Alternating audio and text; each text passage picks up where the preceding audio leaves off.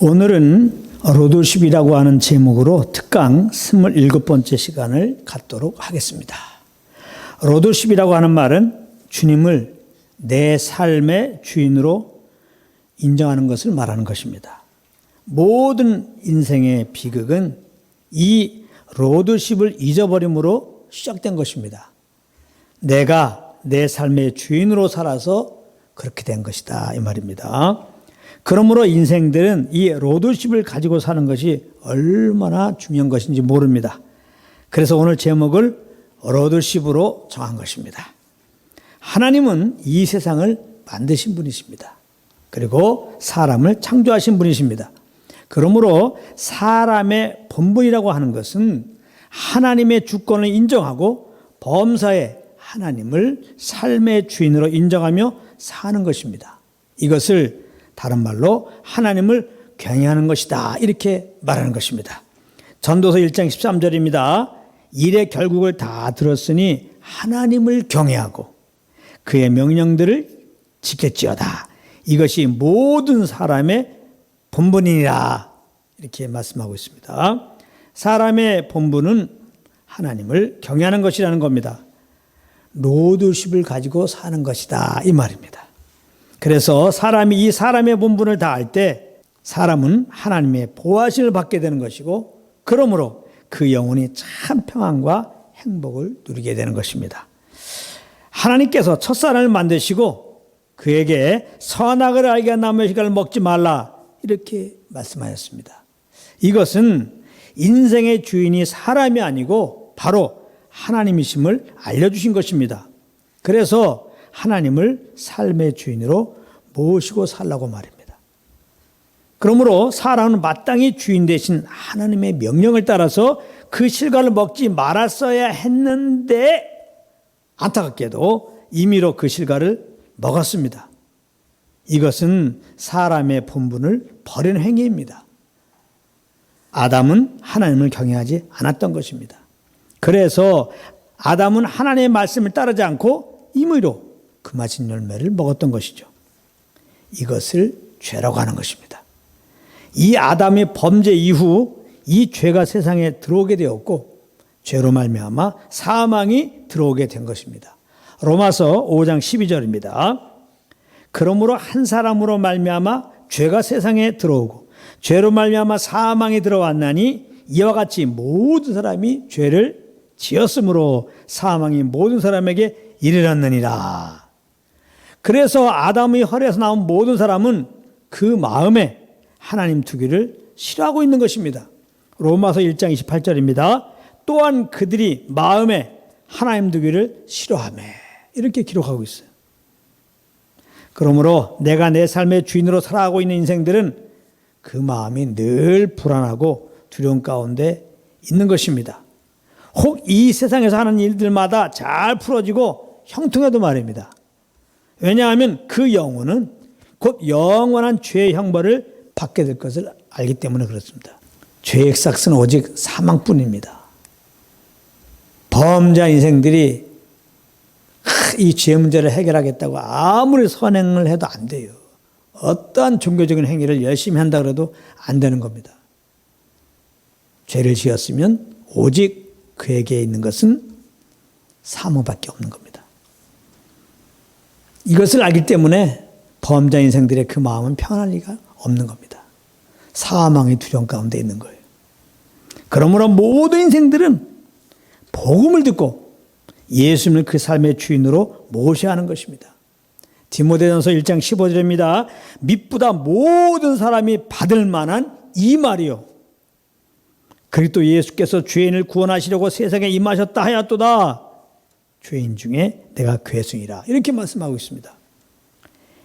예수님은 죄인을 구원하시려고 세상에 오신 하나님의 아들이십니다.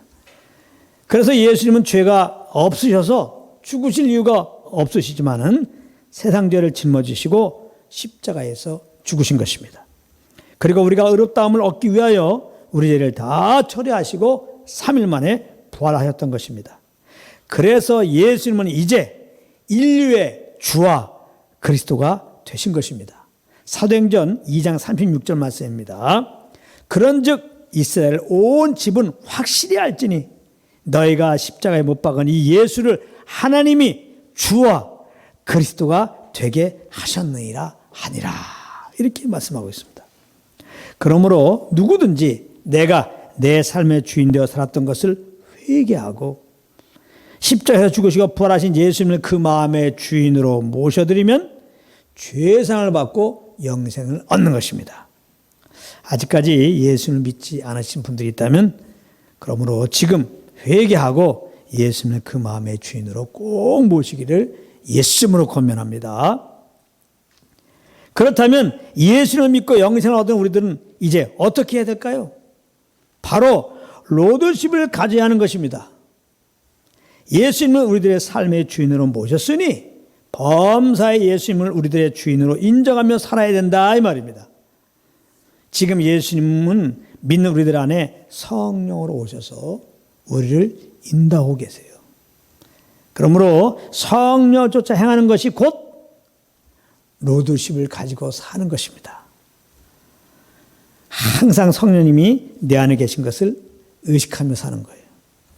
내 안에 계신 성령님을 인정하고 이분의 음성에 귀를 기울이는 것입니다. 이렇게 하면 우리의 마음은 주님이 주신 평강으로 점령당하게 되죠. 그리고 주님은 그 평안 가운데 우리에게 무엇을 하고자 하는 소원함을 주십니다.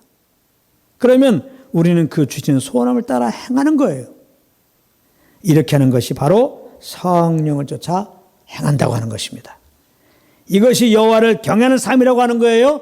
로드십을 가지고 사는 삶이다 이렇게 말하는 겁니다. 그러므로 로드십을 가진 자는 내게 있는 시간이며 물질이며 재능들을 내 것으로 여기지 않는 것입니다. 내 모든 것이 다 하나님의 것으로 알고 있기 때문에 성령님이 감동함 주시면 주님을 위해서 내 모든 것을 기꺼이 내려놓게 되는 것입니다. 혹 어려운 일을 만났더라도 범사의 주님을 인정하며 결코 염려하지 않습니다. 모든 것을 주님께 맡기면서 변함없이 우리를 인도하고 계시는 성령 음성에 귀를 기울이는 것입니다. 하나님은 이런 로드십을 가지고 사는 자를 기뻐하시는 것입니다. 로드십을 가진 자의 본은 바로 예수님이신데요. 요한복음 5장 19절을 제가 한번 읽어보겠습니다. 그러므로 예수께서 그들에게 이르시되 내가 진실로 진실로 너에게 이르노니 아들이 아버지께서 하시는 일을 보지 않고는 아무것도 스스로 할 수 없나니 아버지께서 행하시는 그것을 아들도 그와 같이 행하느니라. 이렇게 말씀하고 있어요. 예수님이 이 땅에 오셔서 임의로 행하신 것이 없고 자신을 보내신 아버지의 뜻에 따라서만 행하셨다는 것입니다. 예수님이 직접 말씀하신 거예요. 예수님은 믿는 우리들의 본이십니다. 특별히 로드십을 가지고 사는 것이 무엇인가? 우리에게 본이 되신 것입니다. 그리고 또 로드십을 가진 자의 본이 누구냐? 성령님이십니다. 성령님. 성령님은 예수 이름으로 오셔서 성령님 역시 스스로 말하지 않으시고 오직 예수님께 들은 것만 말씀하셨어요. 요한복음 16장 13절 14절입니다. 그러나 진리의 성령이 오시면 그가 너희를 모든 진리 가운데로 인도하시리니 그가 스스로 말하지 않고 오직 들은 것을 말하며 장래일을 너희에게 알리겠음이니라. 이렇게 말씀하셨습니다. 그러므로 성령을 쫓아 행하는 것이 로드십을 가지고 사는 것입니다. 성령님은 성령님이 그러하신 것처럼 우리를 로드십의 자유로 인도하시기 때문에 그래요. 그래서 성령님의 인도하심을 받으면 내 말을 전하지 않고 오직 예수 그리스도만 전하게 되는 것입니다.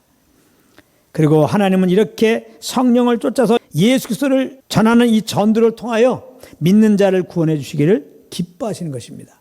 고린도전서 1장 21절입니다. 하나님께서 전도에 미련한 것으로 믿는 자들을 구원하시기를 기뻐하셨도다. 그러므로 성령을 쫓아 예수 그리스도만 전함으로, 즉 믿는 자의 본분을 다함으로, 즉 로드십을 가지고 삶으로 영혼들이 구원받도록 하는 귀한 통로들이 되시기를 우리 주 예수 그리스도의 이름으로 축복합니다.